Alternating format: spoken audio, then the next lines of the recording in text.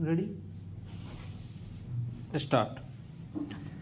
देश की अर्थव्यवस्था को लेकर आने वाली सकारात्मक खबरें निश्चित तौर पर एक राहत का संदेश होती है, खास तौर पर जब अंतर्राष्ट्रीय स्तर पर बहुस्तरीय उथल पुथल के बीच देश कई विपरीत परिस्थितियों का सामना कर रहा हो।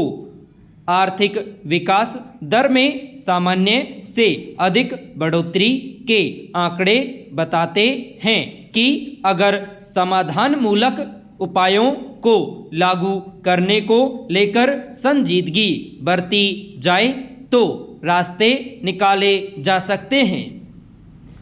ताज़ा सरकारी आंकड़ों के मुताबिक देश के सकल घरेलू उत्पाद यानी जीडीपी की वृद्धि दर जुलाई सितंबर की दूसरी तिमाही में 8.2% बढ़ी, जो पिछली 6 तिमाहियों का उच्चतम स्तर है। यह वृद्धि करीब 7% के अनुमान से अधिक है। दरअसल राष्ट्रीय सांख्यिकी कार्यालय यानी एनएसओ की ओर से जारी आंकड़ों के अनुसार कारखाना उत्पादन में तेजी और सेवा क्षेत्र में मजबूत प्रदर्शन के बेहतर नतीजे सामने आए।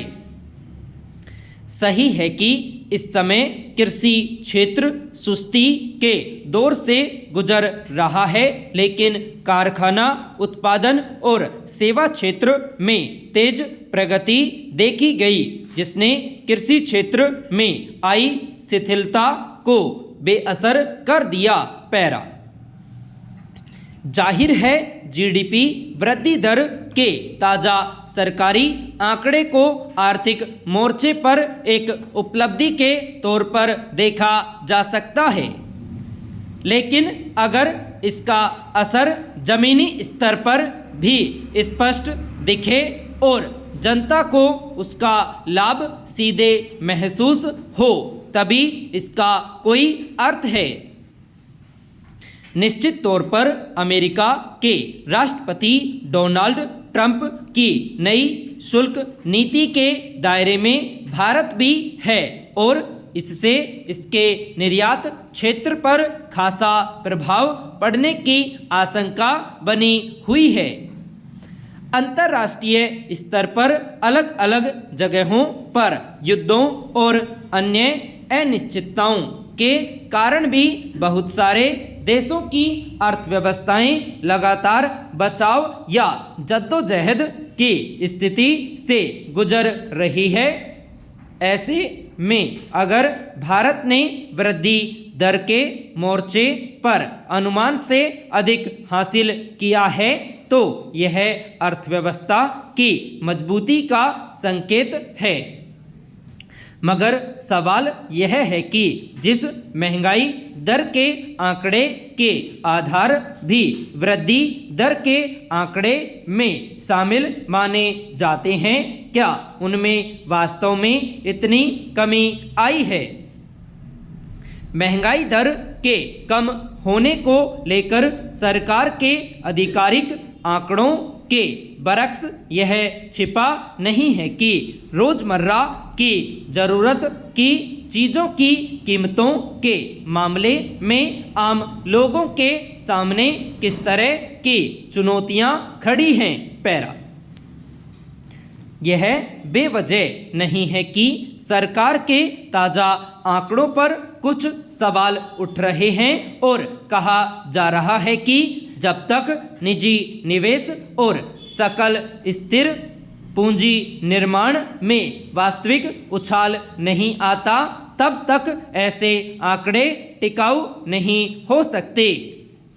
दूसरी ओर सरकार की ओर से जीडीपी वृद्धि दर को लेकर ये आकलन ऐसे समय जारी किए गए जब अंतर्राष्ट्रीय मुद्रा कोष यानी IMF ने अपनी एक रिपोर्ट में भारत की अर्थव्यवस्था के वार्षिक मूल्यांकन में यहाँ के राष्ट्रीय खातों के आंकड़ों में गंभीर खामियां बताते हुए इन्हें C श्रेणी में रखने की बात कही है। आंकड़ों की गुणवत्ता के लिहाज से इसे दूसरा सबसे निचला स्तर माना जाता है। IMF की रिपोर्ट चिंता का कारण इसलिए भी है कि इसकी रिपोर्टों के आधार पर कई बार उपलब्धियों को सकारात्मक बताया जाता है, तो इसकी ओर से भारत की अर्थव्यवस्था के बारे में ताज़ा आकलन को किस संदर्भ में देखा जाएगा, जो हो जीडीपी वृद्धि दर को लेकर NOC के आंकड़े अगर अर्थव्यवस्था के वास्तविक धरातल पर सही है तो यह देश के लिए राहत की बात है। पैरा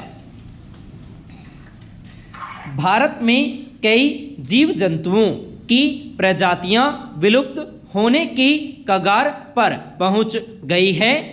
इस बीच पूर्वोत्तर में हाल ही में उभयचर जीवों की 13 नई प्रजातियों के अस्तित्व की खोज वास्तव में राहत भरी है। मानव समाज विविध एवं गहन पारिस्थितिकी तंत्र पर निर्भर है और जब जीवों की प्रजातियां कम या खत्म होने लगती हैं तो इस तंत्र की कड़ियां भी टूटने लगती हैं। वर्तमान में भले ही इसका प्रभाव प्रत्यक्ष रूप से नजर न आए, लेकिन भविष्य में इसका नतीजा निश्चित रूप से भयावह रूप में सामने आएगा। जिन उभयचरों की नई प्रजातियां मिली हैं उनमें से 6 अरुणाचल प्रदेश, 3 मेघालय और एक असम, मिजोरम, नागालैंड तथा मणिपुर में पाई गई हैं। जाहिर है कि ये प्रजातियां कभी अच्छी खासी तादाद में रही होंगी, लेकिन पर्यावरण में बदलाव, जलवायु परिवर्तन और मानवीय गतिविधियों से उपजी स्थितियों के कारण इनकी संख्या इतनी कम हो गई कि ये वर्षों तक इंसानी नज़र से भी ओझल रही। पैरा दरअसल पशु पक्षियों और अन्य जीवों की कई प्रजातियों का विलुप्त होना पूरे पारिस्थितिकी तंत्र के विनाश का सूचक है और इस मसले को हर स्तर पर गंभीरता से लेने की जरूरत है। देश की जैव विविधता का नियमित तौर पर दस्तावेजीकरण होना चाहिए ताकि विलुप्त होने की कगार पर पहुंच चुकी प्रजातियों को पहचान कर उनके संरक्षण के लिए विशेष प्रयास किए जा सकें।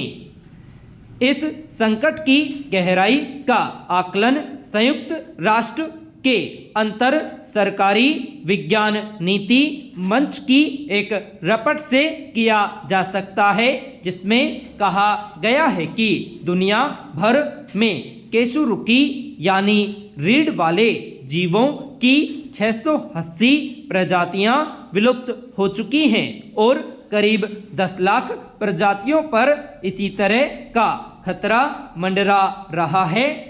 भारत में गौरैया चिड़िया भी इसी संकट से गुजर रही है।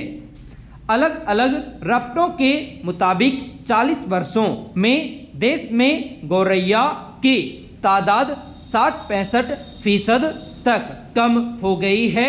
कुछ वर्ष पहले तक गौरैया के संरक्षण के लिए कई स्तरों पर विशेष मुहिम शुरू हुई थी, लेकिन वक्त के साथ ये प्रयास दम तोड़ते नजर आ रहे हैं। संपूर्ण।